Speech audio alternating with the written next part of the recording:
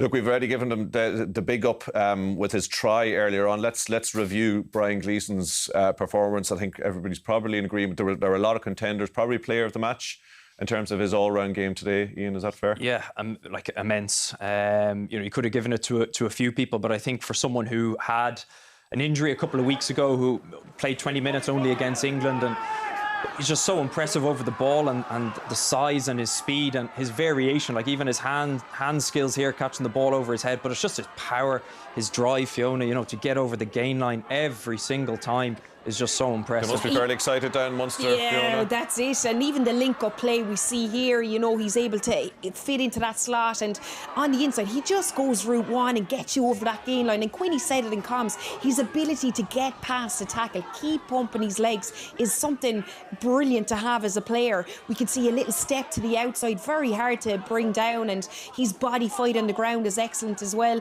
This is what I would have liked to see him do a little bit more when he came on in the last game. He's just so powerful, and any 10 is nearly crying. Yeah, what about Ian's points there that he made earlier? Like, there are times where, look, just pop it off to him and let him get those yards, and it must be so important for a team that you have somebody that can do that, just get everybody moving forward those few yards. Yeah, that's exactly it, especially with a defence coming up quick, and you to have someone that can make them take a couple of steps back, because he gets beyond that. He makes that defensive set, and his body fight on the ground also means that they have to look and get behind that gain line. So it's for any 10, any backline, it gives them an extra bit of space, which is essential. And even with that, I think he gives a balance to that back row that Ireland didn't necessarily have last week, in the sense that he is the big number 8.